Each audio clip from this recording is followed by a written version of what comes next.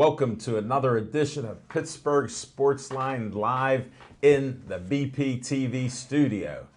Thanks for watching us on Comcast 7 in Bethel Park. We appreciate it. Thanks for watching us on Verizon 32 everywhere in the Pittsburgh area, from Nemacolin to Cranberry, Wexford, and all points in between. We appreciate it. And thanks for the Facebook likes. I checked it earlier today. Had 6,392 likes. So thank you very much. We appreciate you watching us and liking us. And I'm Al Levine, the Talking Machine, Chip Hayner, and Smoking Jim Frazier. We got sports to talk about for you tonight. So we'll give you some of our insights, personal opinions, and I'm still watching Smoking Jim for pulling out the race card once or twice tonight. So we'll see what he comes up with. We start our opening segment with What's on Your Mind. I'm going to do that right now. Smoking Jim Frazier, what's on your mind? Thanks, Al Levine, the Talking Machine. And if you want the green, coming at you. You got Whoa, to see Levine. Fingertip yeah, grab. Fingertip right there. Had a white cornerback defending me, so I felt confident I could make that catch. You sure you weren't a wide receiver? Yeah, we're sure. After last week's show that he showed that newspaper, he was leading the team out. I thought it was amazing how he was able to get the newspaper people to black out the gear. just so happened it came that way to me. In 19-something, you know? It was 82. But anywho, what's on my mind is, first of all, Todd Marinovich was found naked with drugs on Monday. And talk about a player I missed out on. I thought he was going to be great. His father's a personal trainer, Troy Polamalu's trainer, and also Todd Marinovich went all the way through college without eating even a hamburger. Looked like he was going to be an outstanding quarterback and just pretty much lost his mind. But what's on my mind mainly is a 40-year curse of the Pittsburgh Steelers, and I still can't understand. I can't get to the bottom of it. But there isn't one. There wasn't one. They never called it a curse. You're the only man to do it. Go ahead. Maybe so, because I just cannot understand why they weren't great in some of those 40 years. We talked about it in the past, Bobby Lane, Johnny Unitas, Bob Ferguson. This week we're going to talk about a first-round draft pick that they picked in the 5th pick overall in the 1957 draft, and that was Len Dawson, who, in my opinion, was a Joe Montana before Joe Montana. And, the Pittsburgh Steelers grabbing Len Dawson was outstanding. Never really got to play much here in Pittsburgh. In 1962, a guy by the name of Hank Stram, and we always talk about how small the football community of fraternity is. Well, Hank Stram from the Kansas City Chiefs picked up Len Dawson for one reason and one reason only. Because when Len Dawson was a superstar at Purdue, his offensive assistant coach was Hank Stram. Wow. And Hank Stram knew what he could do, picked him up with the Kansas City Chiefs, and he went on to lead the NFL 8 times in completion percentage. His number 16 is retired by the Kansas City Chiefs, Super Bowl champion, 3-time AFC champion, and 6-time Pro Bowl. Len Dawson, who should have been a great one for the Pittsburgh Steelers, ended up being a Hall of Famer for Kansas City Chiefs, and the curse continues. Well, and just another little addendum to that was that Len Dawson and Hank Stram actually started the West Coast offense before it was called the West Coast offense. If you saw what Hank Stram and Len Dawson did to the heavily favored Minnesota Vikings in Super Bowl IV. I saw it. Joe Kapp was their quarterback. They had the Purple People Eaters, and the way they took the teeth out of their rush was the short little passes to the wide receivers, taking a little curl. Otis Taylor, and they moved the ball down the field in 5, 6, 7 yard chunks. Yeah. You know, they had a white running back there. Ed Podolak. Ed Podolak was number one 14. His name was constantly being called by. But you know, that was you know, looking at that offense and then looking what Bill Walsh was doing with Joe Montana 15 years later. You could say that was the blueprint. Ed Podolak was a credit to his race. And folks, he's done it again. I egged You him fed on. into I it. egged him on. I egged him You on. fed into it. Somehow, if you're new to the show, you just learned about Smoking Jim. He's an NFL scout. You know what? He's Jim is a mystery to us all. You know, we Including learn himself. we learn a little bit more about him every week. But the race comes out each week. And then this curse, maybe what you should look into is Art Rooney Sr. Art Rooney Sr. He was a riverboat gambler. Yeah. And he promoted a lot of things in the Pittsburgh area, as you know, boxing and fights everywhere and other sports. He was involved in, Horse racing. yeah. He was part of the curse? Well, you know what? Here's Yes. the thing. Here's the thing. With, Your curse. with Art Rooney was, you know, they got rid of Hall of Fame quarterbacks before they ever made the team, and then they brought in a Hall of Fame quarterback when he was well past his prime, and that was Bobby Lane. Bobby Lane had already had his best years with the Detroit Lions, winning championships there.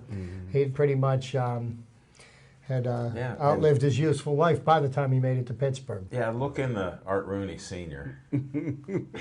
Gotta take a peek there. Yeah, just take a little peek at him. Next time you're talking to Dan, ask him about old Papa. Yeah. Yeah.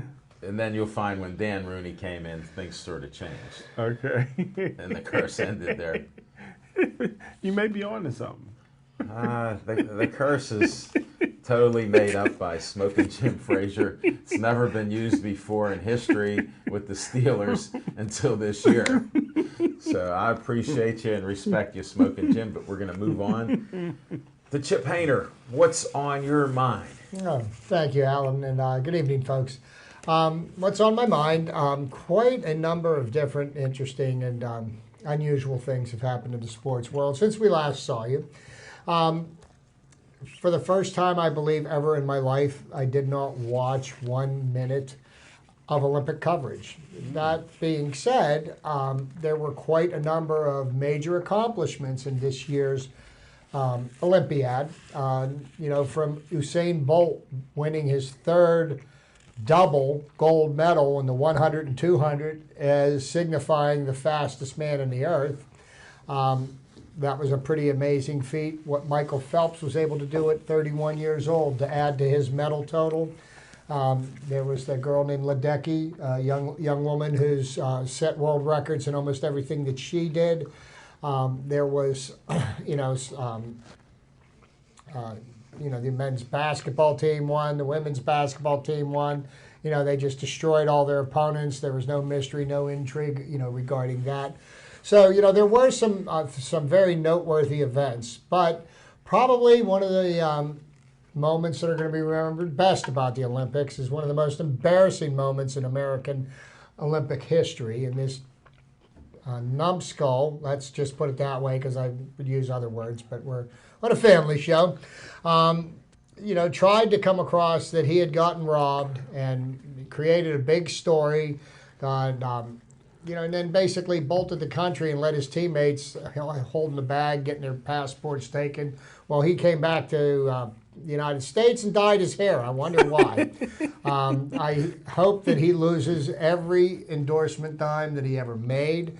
I hope that he never makes another endorsement dime. He's an embarrassment to all Americans and to the Olympic movement. So I've heard enough about him. I've talked enough about him. So there's that. Then, of course, we've got the ongoing battle between Roger Goodell and the NFLPA. I keep hearing James Harrison say that he doesn't trust Roger Goodell, that he's a liar, that he's a thief, and he's a crook, and he's really, really upset with Roger Goodell, and I'm kind of confused as to why. because Roger Goodell is only using the power that the NFLPA gave him. And this was, Alan and I have talked about union stuff before. This was a collectively bargained agreement. And, the NFL Players Association gave the commissioner all of these powers, and the players, upon DeMaurice Smith's advice, agreed to the contract, and it's a 10-year contract, so they're stuck for the next 5 years on top of this one of having to deal with this. But I don't see why you would be upset at Roger Goodell. Roger Goodell is only doing what you gave him permission to do. Well, maybe you should turn your anger around to the other crook who sits across the table from Roger Goodell, which is Mr. DeMaurice Smith. He made a bad deal for the players. He's giving bad advice. And really, all the money that he spends in litigation and loses to the NFL is money that could have been put into the players' retirement funds, things to help player safety, people's health benefits after they've retired, the people that have brain damage that are getting into their waning years. Think of all the things that could have been done with the $30 or $40 million that he spent with the Tom Brady thing, and now, he was going to let James Harrison get suspended so that they could take them into court and spend more millions of the players' dollars. I don't understand why you hate Roger Goodell. James, you're hating on the wrong person. That's what's on my mind. Wow. Thanks, Chip. Notorious CBA, a mutual agreement between all parties. Yeah. And the thing, I was talking to Jim about this before the show. When you go into a negotiation, and you've done more negotiations than I will ever dream of, but you go in with like 15 or 20 demands in the hope that maybe you get agreement on 5 or 6 of them, because there's a bunch of throwaways in there. So everybody has them. Yeah. So how did it end up where it is and now? if you have lawyers involved, they recommend it. So. Yes. Oh, right. So I don't know. They put the emphasis on the wrong things, and now they're reaping the benefits of it, so to speak. Exactly. Unbelievable. What's on my mind is a little bit of the Olympics. They're wondering why people aren't watching it. And I did try to watch it at times. I did enjoy a lot of the things that I watched. But it was odd with what was edited, what they were playing at times, and different events that were coming up. They're in South America. There's some time difference, not much, but just how it flowed. So I don't know what they can do about it except manage it a little bit better, if they could. But it just loses some of the flavor when you're excited about some of these events. Let me ask you this. This is something. What would you think about if they had a central location every 4 years where the Olympics were held, instead of moving them from place to place to place to place, and ending up dealing with issues Sewage. like raw sewage in the water sources where they're having biathlon races and canoe races? Well, I've heard that before, and I agree, except for one thing. It was started in Greece way back when. But Greece, as a country, had numerous problems financially. So maybe they I don't wouldn't know. if they had that, every 4 years. Yeah, a little boost to their economy. But what do I know? No, but it could. But I'd be open to hearing about that. I would sure. actually enjoy that. So you did have a steady location, and Los Angeles was good. Well, and here's part of the thing. Most of the events, you found out what the results were and who won the medals before they were ever even televised. So Yeah. So it's kind of anticlimactic, because in this day and age of instant media, somebody wins a gold medal and it's tweeted out across the planet within seconds. So, instead of watching the drama build, let's go to Los Angeles. It's in the United States. There's a little difference in time from east to west coast. They'd have to work that out. But so what if you're up a little later, or you get up early to watch some of these things? Smoking Jim might be on to something. You're up at 4:30 anyway, right? Ain't that the truth? Yeah. Shame I can't watch TV at that time of day. Yeah. Just if we could get Smoking Jim off of the curse. It's a non-existent curse. No, I'd like to see him dig a little further into it. I'm sure we'll find some interesting tidbits. as time We goes already on. have. He's already brought first rounders that lasted 1 year. And quarterbacks that become Hall of Yeah, Famers. one of the things that was one of the most amazing things is when the Steelers finally drafted the franchise quarterback Terry Bradshaw, they didn't trade him. Well, that was when the Emperor was here. Chuck Noll was here. Yeah. He was the And they kept him after winning one game in his first season, which is a shocker. But the team had been well, lovable but losers. that's something that Cleveland never got that memo. They change coaches every year because constant turmoil is a way to build a successful franchise. Well, they got Terrell Pryor now, so things may be different. They He's may a be, winner. But you want to know something else? It's still Cleveland. Who will be throwing to him? City of Champions. RG me, For a while, we've been City told. of Champions. Please. Well, let's go to our next segments. We got Fiction and Fact with Smokin' Jim's Almanac. Thanks, Al Levine, the talking machine, and indeed, this is interesting fiction and fact this week. Tease us. Friend of mine, who's a dentist, white guy, his son, John Smith, white man with a black name, was a great running back at Fox Chapel High School. What year? In his last game this past year, he broke the school record by rushing for over 300 yards in one game. Good all-around athlete, built. Got a partial scholarship to play Division III ball at Allegheny College, which is a good school. And I received a sad phone call today. After 3 weeks of camp, he quit the football team. So, so that made me think about some other guys who went to college and quit. One is Desmond Brentley from Perry High School. Desmond Brentley was kind of like a Doug Williams type player when he played for Perry. Broke all Rod Rutherford's records. Even though he's black, he really wasn't fast. So he wasn't into, he was opposite of the stereotype there. But he had great size, big arm, big time arm. The summer before his senior year, his dad called me and told me that he had a scholarship offer, full ride to Akron University.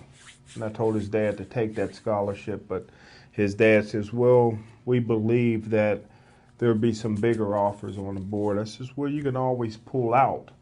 I said, but I would take it. Bird in the hand's better than two in the bush. Well, he didn't take my advice.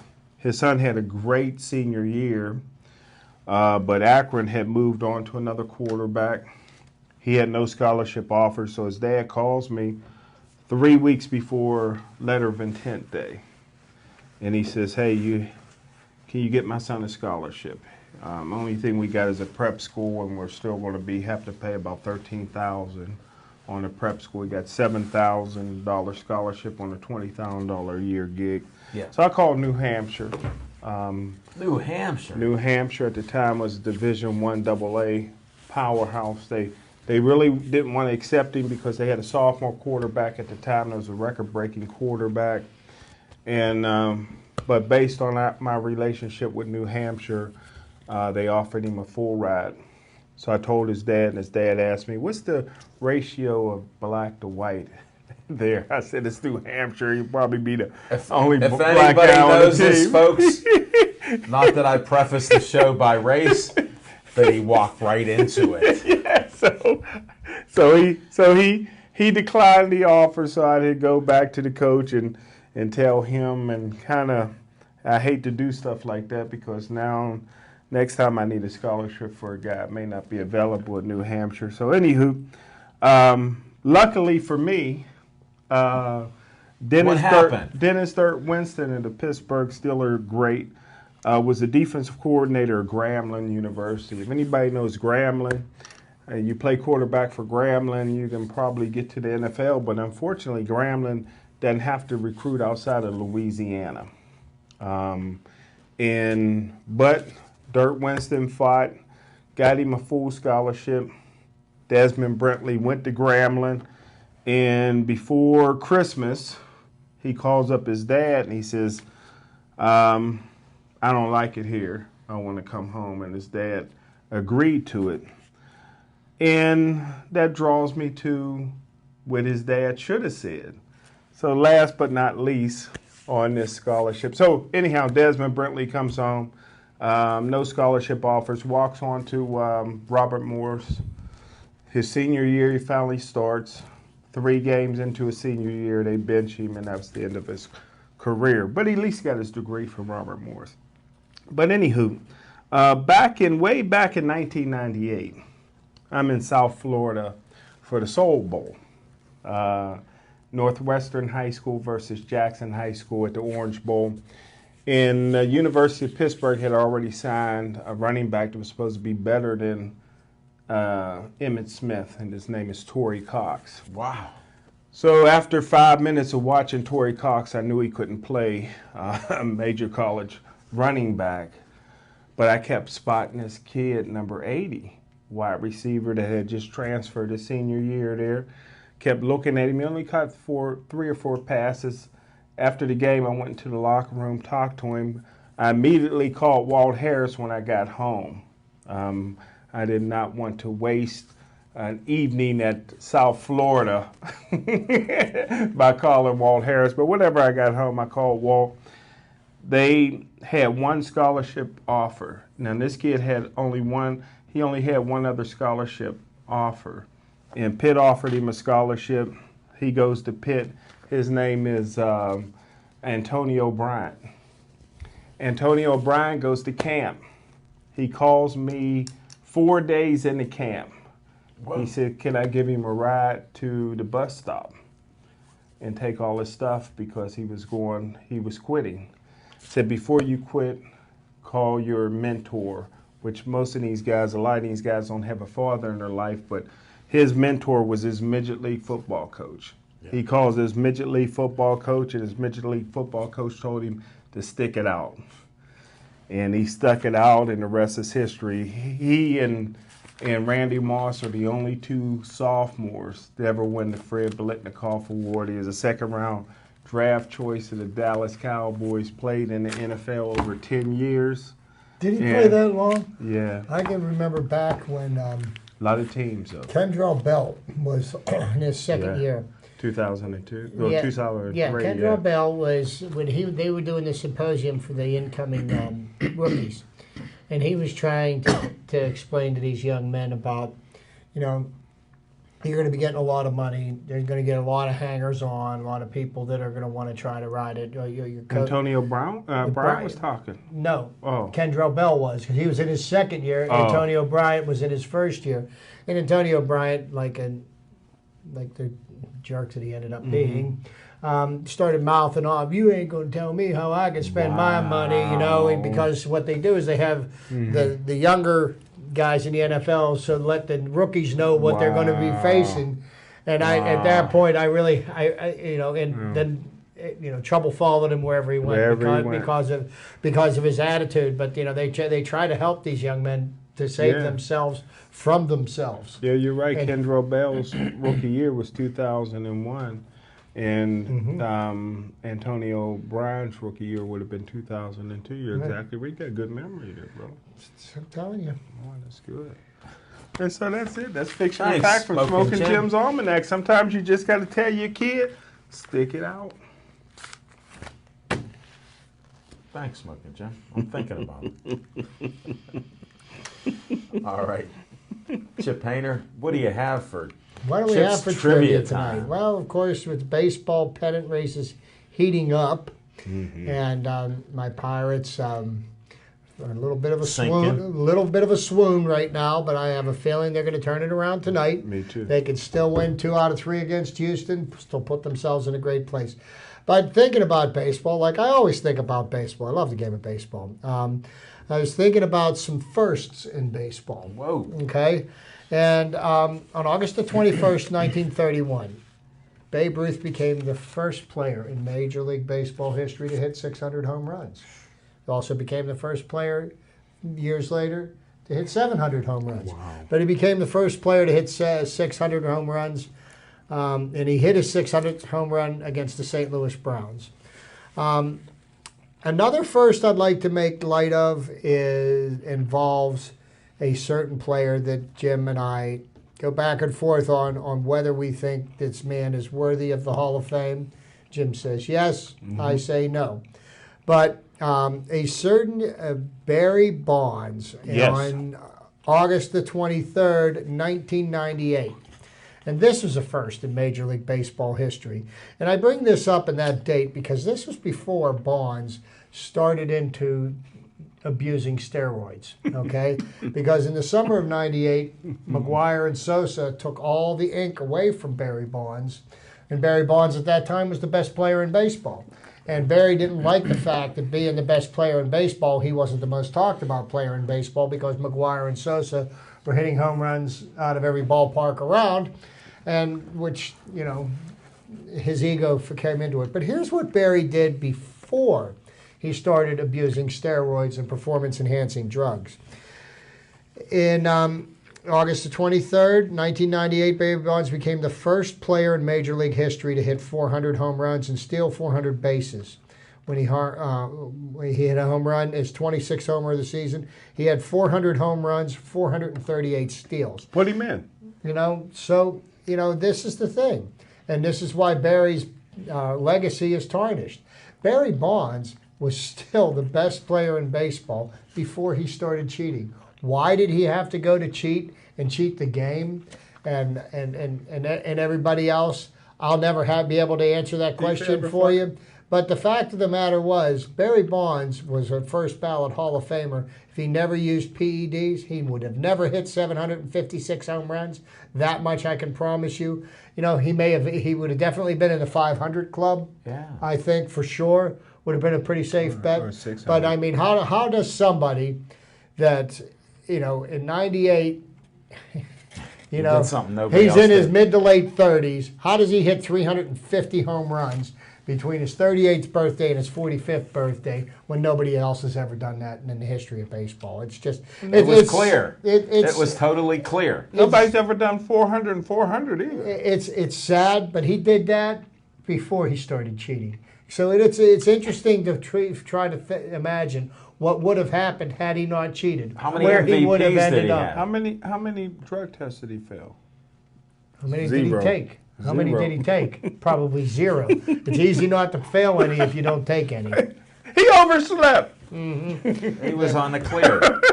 Okay. It was vitamins he was rubbing in. I like to go into it was vitamins. In another first. In his first major league start, 17-year-old Bob Feller struck out 15 St. Louis Browns as Cleveland beat St. Louis 4-1. Yeah. Bob Feller was one of the few men in baseball history that I believe clocked over 100 miles an hour. Yeah. He was one of the first. He was one of the bright spots in Jim's so-called City of Champions. He doesn't even know baseball what you're talking about. Okay. 17 years old starting a game. And here, unbelievable. Here was a first. In 1907, the Pirates' Howie Kamenetz pitched a 5-inning no-hitter in the second game of a doubleheader. You know, you only have to play 5 innings for a game to be considered official. I don't know what caused the game to be called. Could have been darkness, could have been rain, could have been any one of a number of things, but a 5-inning no-hitter still counts in the books as a no-hitter. I don't like that. You see, I knew Jim wouldn't like that. Rules are rules. Smoking, no curse there. Okay, now, I bring this up because as a 5-inning no-hitter, then in 1974, we had Nolan Ryan of the California Angels, this was on August the 20th, struck out 19 batters in a 1-0 11-inning loss to the Detroit Tigers. The interesting thing about this fact was it was the third time that season Nolan Ryan had struck out 19 men in a game. That man could throw some heat. Wow. And speaking of pitchers that were phenomenal in the first 2 years of Dwight Gooden before he started powdering his nose, were some of the most amazing pitching you've ever seen. In 1985, on August the 20th, Dwight Gooden of the New York Mets struck out 16 batters in a 3-0 victory over San Francisco. Gooden became the first National League pitcher to strike out 200 or more batters in each of his first 2 seasons. Wow, that's amazing. He was amazing, and his tale is quite a sad one. I hope he finds a way to get his head straight before he ends up becoming an obituary. Then going back to another interesting stat here that I found. 1989, August the 23rd, Rick Dempsey hit a leadoff home run in the 22nd inning and gave the Los Angeles Dodgers a 1-0 victory against the Montreal Expos in the second longest shutout in Major League history. Wow. 22 innings, no That's score, impressive. 1 home run, game over. That's all they wrote. Now, and here's another one that I thought was kind of amusing, and this happened on August the 23rd, 2006. And if you are a Pirate fan, and I'm sure when I remind Alan about this, it'll all come back to him. But there's been 2 times that this has happened in Major League history. And I'll just go over. The Kansas City Royals became the second team in Major League history to have a 10-run first inning and not win the game at Kauffman Stadium. The home team took a 10-1 lead but were defeated by the Indians in 10 innings, 15-13 on June 8th, 1989. The Pirates scored 10 runs in the top half of the first innings against Philadelphia and lost 15-11. Now, why did I bring this up? And the thing to remember, Jim Rooker, who used to be an announcer for the Pirates, said there in the top of that, after the top of that first inning, he said, "If the Pirates lose this ball game, I will walk back to Pittsburgh." I remember Yeah. that. The Pirates lost 15-11, and as a fundraiser, he did walk from Philadelphia to Pittsburgh. Did he really? Yes, Yeah, not right then, but later on in the season, he did do it, and he turned that gaffe into a fundraiser for a charitable cause. But I just think that's really, really funny that you're sitting there 10-0, top of the first inning. Yeah. And I'm glad all he said is that I'd walk home from Philadelphia. Could you imagine? The Yeah. possibilities are limitless. But there's one last thing I want to touch on. Right now, we are in the midst, and I know Jim's been all over this. He's been texting me after almost every game. The Little League World Series is going on in Williamsport, PA. Yeah. And on August the 24th, 1947, the first Little League World Series was at Williamsport, PA. The Maynard Midgets of Williamsport won the series. So once again, the Little League World Series is playing. If you really want to, I'll tell you what, I'm a true baseball fan. And yes, I can enjoy watching a Little League baseball game. I've watched some of the innings, and it's And I exciting. mean, sometimes just for for lack of nothing better to do, you go watch a game at the local ball fields, and you'll just crack up watching ball hit to the third baseman turn into an inside the park home run. But the kids in the Little League World Series now, geez, they're more like professional teams than Can they you are. still say midgets? I guess it depends on the text you use it within. Because you were saying. Because that was the name of the team. See, I didn't name the team. I mean, that was what the team's name was. Yeah, I You don't know how politically incorrect I am. I haven't I heard have that no word. idea what the mascot was, Smoking I Jim. haven't heard. Does that show any signs of prejudice on my part? I Jim? haven't heard that name, and haven't heard Just that worry name. about the race card and reverse discrimination like you talk about. Please. Google that. Well, thanks, Chip, for the Chip's trivia time. A lot of firsts. And how many MVPs did Barry Bonds have? Yeah, he had 7, and you know what? How many would he have had? Major League 7. I didn't know that. I knew about 3. That was 3 with the Pirates, right? Yeah. Oh, yeah, 4. I never knew that. Yes, he did. That's I think Roger Clemens That was won one 7 bit of Cy trivia. Youngs. Thank We you. need Yeah, we need it. Wow. But, like I said, the sad thing I think about Barry Bonds' legacy is that he may have been one of the best ball players that I've ever seen play. 5 tool. He was a great ball player. It's a shame that he, chose the wrong path. In my lifetime, the 3 greatest 5 tool players I've seen was Barry Bonds, Ken Griffey Jr. and Alex Rodriguez. Can you argue with that? Well, I 5-2. have seen Alex I have seen Rodriguez. more, but I'll tell you. 5-2? I will talk to you. Willie Mays, Hank Aaron. You seen them? Yes, they I were didn't playing in the '60s when I was born, Jim. I fell in love with baseball when I was 5 years old. 1965, they were still playing. I didn't know For that. 1966, Roberto Clemente was the first Latin American Mickey to Mantle win the was still Roberto Mickey Mantle was still playing in '65. Roberto But Clemente Mickey is Mantle black. at that point He was was a not pro- the athlete that he was in the '50s. He was a shell of his former self. He destroyed that knee. I heard he was fast. But at one time. before he was destroyed fast. his knee, and he injured his knee, slipping on a sprinkler head that was in the outfield, Yeah, and it's it, terrible. and it tore up his knee. And that's another guy. Here's a guy I think that may have had a legitimate run at 700 home runs Oh. had his career not been shortened by He's a injuries. switch hitter. Well, I heard he was the fastest guy maybe in the history of Major League Baseball up until 1947. Really? Was Larry Doby that fast? You know who Larry Doby is? Cleveland Yes, he was the first African American player to play in the American League. black. There we go. Smoking Jim strong. And we'll move on from that. On location, we weren't in a place this week.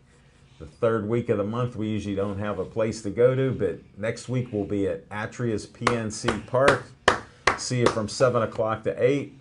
We've got a great show planned for you, and I have some guests from the Meadows that are promoting a $5 million golf tournament that's coming up here. Yeah, you could win $5 million on a couple if you qualify for a hole-in-one attempt. So we've got two guests there going to be on the show from that. We'll have to go out to the driving range, Jim. That's it. Yeah, you might want to. Yeah. We might have that. And since we're talking about that, I just happen to have Bethel Park Groups. Thanks, Jeff. Great cameraman, Jeff there. Bethel Park Groups and organizations who need money. These two guys are working on something. I have no idea what it'll be. Keeping it under wraps. As well they should. If you need $100 up to $5,000 for doing some community good in Bethel Park, you can contact bpcf.org, get the application, and apply for money for your group and organization and doing some goodwill in the community of Bethel Park. So check that out. Hey, Jim, that $5 million is better than the $5,000. Maybe we have to do. All right. Well, I threw it out there The because driving range has lights. What you doing after the show? I'm ready. all right, here's the Rev 'em Up for Kids, sponsored by Pasta 2. We had guest Jim Gaskeb, who canceled the event because of rain the following Saturday. He was right. They had scheduling conflicts. It will be Sunday, the 4th of September, 11 o'clock till 6. Check it out. It's a mega car cruise. They got events. Johnny Halo is going to be singing there. Just a great thing, great time. And it's all for Bethel Park Recreation to raise some funds. So check that out. And I don't know, how did I miss Olive Oil's Pizzeria? Man, that pizza was good. The steak hoagie was wonderful. Call these guys up, 412-831-1900. They'll answer. Talk to Zach, talk to Jay, talk to Joe. They'll make your pizza like they made ours. It was just fantastic. They're a sponsor of our show. We appreciate them. Thank you. Then on a sad note here with Joey Strong, Joey's Favis Children's Cancer Foundation, donate $1. Anything you can afford. They got events coming up all the time. They have a 5K that's coming up in September here at the high school. Check it out, and we'll stay Joey Strong at the end of the show. All right, let's talk some Steelers. Two questions I have for Jim. Is Landry Jones' performance last Thursday night cement him as the number 2 quarterback? Should the Steelers be looking for a number 2 and a number 3 quarterback? And what are your thoughts about the Steelers' interest in Keenan Lewis? Well, I wouldn't bring Keenan Lewis back for all the money in the world. They will. Even after hip surgery? Yeah, even if he was totally healthy and still playing at all-pro level, I would pull a Chuck Noll on him because he left the Pittsburgh Steelers to move closer to down south, and that's where I would leave his career. Landry, but the Steelers are desperate because they cannot seem to draft cornerbacks that can stay healthy or that can play. In fairness to Landry Jones, who the Steelers traded some of their future away to draft him in the 4th round, when I told them on draft day that Sam Bradford was a bum and would never be able to play in the National Football League, and he was a 10-time better quarterback at Oklahoma than Landry Jones. So what makes you think Landry Jones will ever be able to play for the Steelers? But the Steelers' backup quarterback would have been a kid from Seton LaSalle. And once he tore an hamstring, Landry Jones went and probably set an NFL record that will never be broken, 4 interceptions in 1 half. So if Ben gets injured, our Super Bowl hopes of going to the Super Bowl this year and getting beat badly by Bruce Arians and the Arizona Cardinals that dream would be over. So, now I think what the Steelers are waiting for is they're waiting to see who ends up getting cut, because obviously they want to see what kind of scraps are left, and they might find somebody that could work out, as opposed to signing one of the washed-up has-beens. I think the Michael Vick experiment taught them a little bit last year. Personally, I wasn't much of a Michael Vick fan. But, I mean, that being said, yeah, you could say something for his experience, but, It didn't count for much when he couldn't do it on the field. well, and how is it that you're paid to be to be able to start at any time, and then you get thrown into the game when a quarterback gets injured, and then you come out with a comment that says like, "Well, I wasn't prepared to play." Well, isn't that what you get paid to do? But, Well, in all fairness to Michael Vick, who I would bring back for a couple of reasons. One, Michael Vick's a kind of quarterback that he didn't have benefit of training camp or an offseason with the Steelers.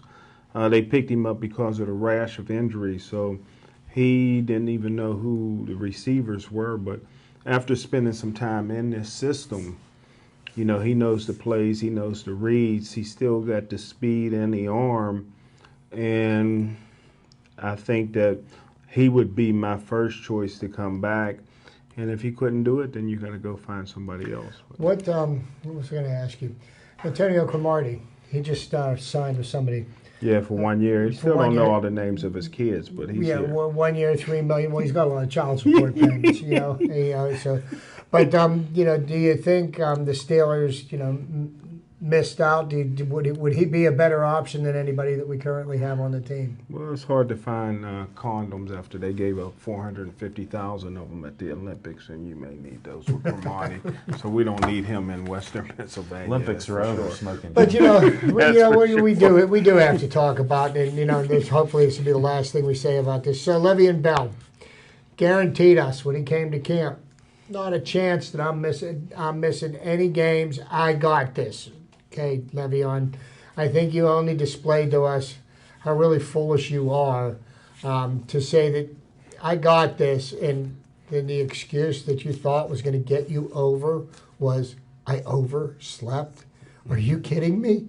Is that the best you could come up with? I'm going to tell you something. I manage 15 or 16 guys every day, and I hear better excuses for people that don't feel like coming into work on a regular basis. Overslept? Are you kidding me? He did save a game. He only got He suspended saved the for game, but 3. come Yeah, on, he that's said none. crazy. So That's now, crazy. Well, now he's wrong on that point, but I mean, they were going to suspend him 4. So his excuses, he threw enough out there that one of them they took off. it just amazes me. I guess it's pretty hard to set an alarm clock. But I'm not an NFL player. I don't make millions of dollars, so I guess it's okay for me. We had $75 to $80 million on the table, and my philosophy is, like I said, I'm not a drug and alcohol counselor. Steelers never have had one on their staff. They've always had players who had trouble in that area.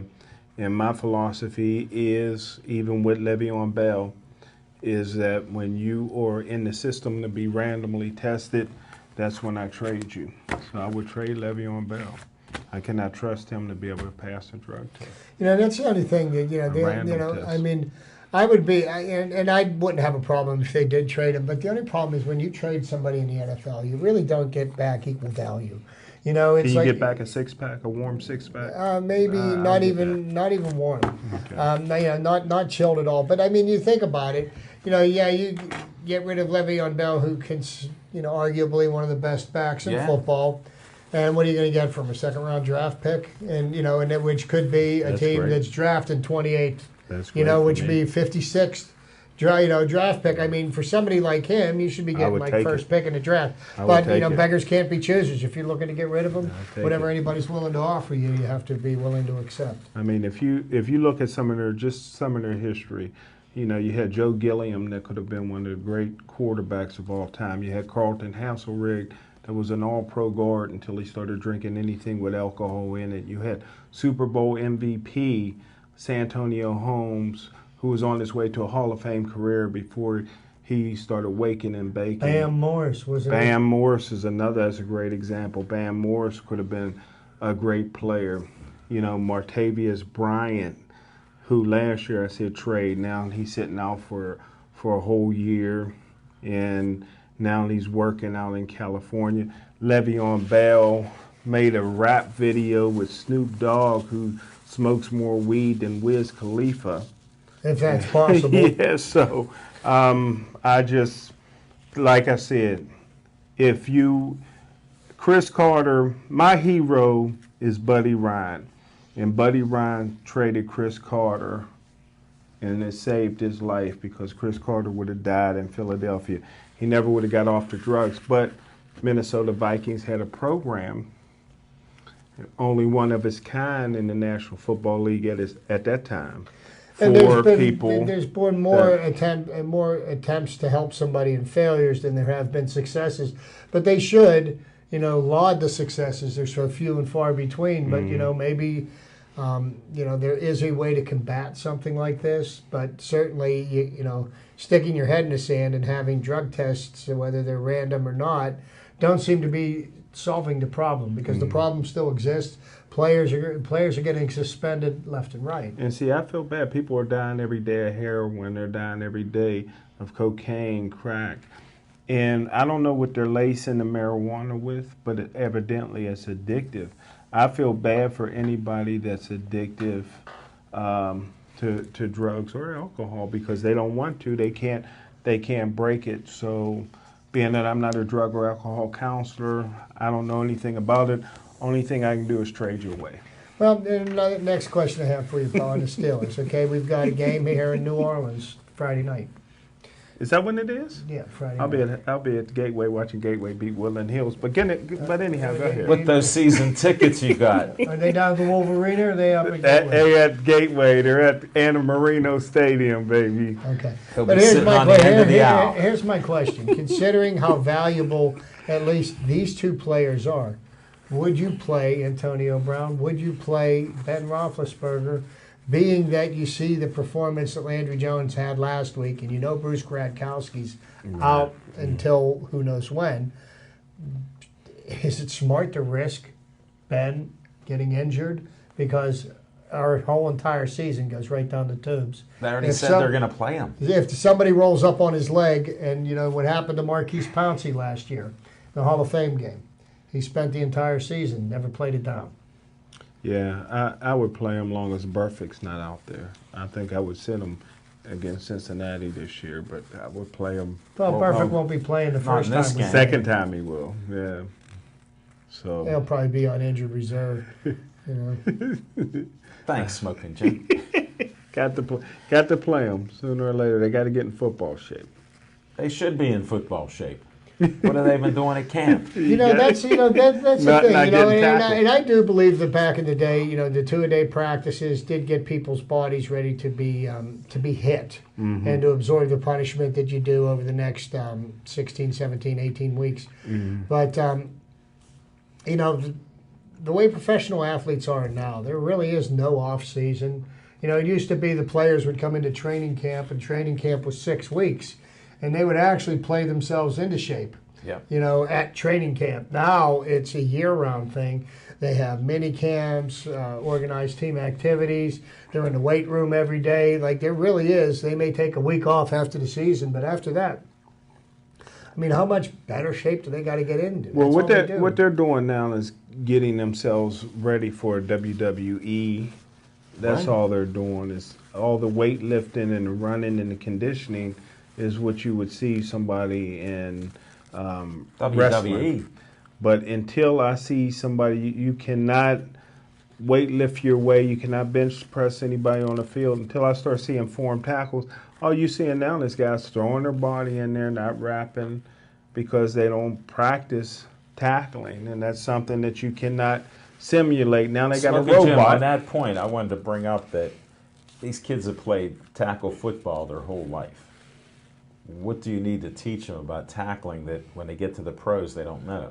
Well, the problem starts, you know, in high school, I'm sure. But if you watch college football, and I know my friend Jim watches more college football than you and I will ever dream of. He watches But a game every day. You've got Two a day. college football games that have basketball scores because nobody's tackling. Good point. So they're not learning the basics Good before point, they Chip. get to learning how to. You shouldn't go to the NFL to learn how to tackle. You should be a tackling machine by the time you get That's to the what I'm NFL. saying, yeah. You know, so it's not necessarily the NFL going soft on people. It's just, it's the coaches in college that aren't teaching them the basics, Well, the fundamentals. I got a buddy that's a good bowler. He's broken 200 before, and he tells me he's been In bowling. one day? He's been bowling his whole life, but What's his average? when he takes off, he's broken 200. What And does that when mean? he taking, when he's 300's a top when score. he's taking Ask Jerome. when he's taking 3 or 4 months off, he still has to go back and practice and get back into that bowling swing. And I think you have to practice getting back, even though you may be a tackling machine. Some guys good, you still need to practice that because you're not doing that. Smoking Jim, outside that's a football. great analogy. Yeah, but thanks. what is his average? He was below under 200, I'd say. A little under. Yeah, now, but he's broken 200 about 3 or 4 times. for an average. Well, No, for A game. high score, yeah. He's broken that. That's not that impressive. I have no idea what you're trying to prove. But your analogy between being off 3-4 months bowling and then going to practice He hasn't- bowling He hasn't, so you got, could maybe get over 200 once. he hasn't gotten a chance to autograph the wall at Hollywood Lanes yet, but that's a goal of his. He hasn't been there.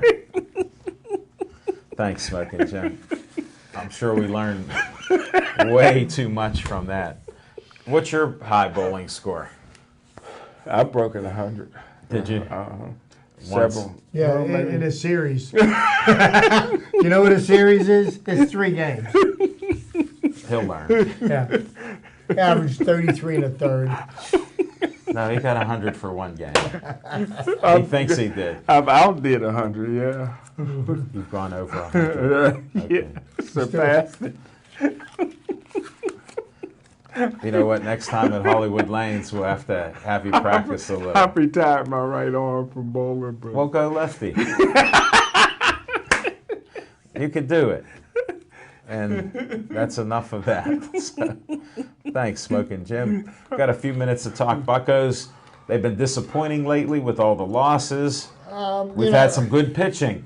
Good starting pitching. It seems that the starting pitching is getting better, and it was really funny watching Garrett Cole pitch Friday night against the Miami Marlins. Something uncharacteristic about the way Garrett Cole's pitching, and the guy is a warrior. He's a battler. You really got to drag him off the mound. And even though he didn't have his best stuff, and he gave up like I believe 10 or 12 hits that game, which is uncharacteristic for him, and it seems that he doesn't have that swing and miss pitch that he was showing earlier. But I think, you take into account Garrett Cole's 24 years old, okay? 24, 25 years old. He's a young man. And this is what happens when a lot of these young fireballers come into the Major League Baseball. They come in and they can throw the ball through a brick wall. They can throw the ball close to 100 miles an hour. What ends up happening to them in the major leagues is that, now Major League batters can hit 100-mile-an-hour fastballs. And if you don't have it, if your ball's coming in flat, it's going right back out. You've got to have a down angle on it, and the ball's got to have movement. But really, Nolan Ryan was like this when he was young.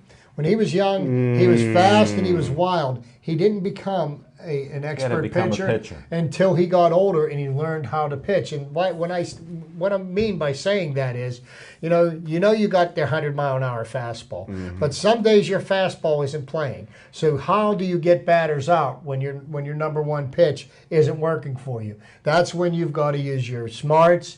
You change speeds. You try different pitches. Location. So you learn how to actually pitch, and then once you got them respecting other pitches of yours, once again your fastball starts to play. So I think Garrett Cole, even though he's having a bit of a disappointing season, I still think he's the ace of this staff. He will be the ace of this staff moving forward, and I think there's definitely better things in store for him this year as well as moving forward. Yeah, well, we're seeing some good pitching starting out. They're giving up a few runs, and then the offense has left us again. Well, the offense, it comes and it goes, and Kutch got hot for a few days, and then he cooled off. But the one thing I noticed this weekend, watching him on Friday and Saturday, was that even when he was making outs, he's hitting the ball the way Kutch used to hit the ball when he was successful. When he's doing well, he's hitting the ball from left center to right center field, and he's hitting it right on the button. Right. And even though in the month of August, he's batting .250. That's his hottest month. This is a terrible year for him. He's having a bad year, Jim. It happens. He's not the first baseball player that had a bad season. He's having a slump. And me sharing a little something else to you. Go to Cooperstown. Look at every player in the Hall of Fame. They had bad years too. Okay, but anyhow, he's hitting the ball right at people. So that's how you can tell when you're not on your A game. Yeah. When you're hitting them right at people. But makes a huge difference. But what he's done since his benching in Atlanta is he has started making some plays that he wasn't making in the field earlier in the year. He has still made mistakes. Saturday night, he dropped the ball that allowed to run to score that he should have 100 times out of 100. What happened was he got underneath the ball, put his glove up, and I think for a split second, took his eye off the ball, and it just bounced off his glove, and, you can't do anything about that. But he made some pretty incredible catches on balls that I don't think anybody else would have got to. So Marte would have got to it. You know what, Smoking Jim, you can debate all that. He made the play. Marte's got an amazing arm, and he leads the leagues in assists for outfielders. He's got 15 already this year. But what I don't see out of Marte is him using his speed to chase down balls and not let him hit the ground. He will let a ball hit the ground in front of him and play it and trust on his arm than he will trying to dive and catch the ball. And because what they're worried about is once the ball gets past him, then the runner's he's circling the bases. So I mean it's a balance, but with the speed that they've got in that outfield, they should be able to cover for one another. Well, we're gonna have to shut it down. Hope you enjoyed the show. Smoking Jim, we got fights to go to at the Meadows Saturday night. Can't wait. Rod Salk will be fighting. Monte Everhart. Cheyenne Gist. She'll be fighting her second pro fight. I forgot about her. So a lot of great fights coming up. Chip, thanks for all your insights. Thank you. Appreciate it. We're going to have to end this show. I want you all to thank you for watching us. Watch us again and stay Joey strong.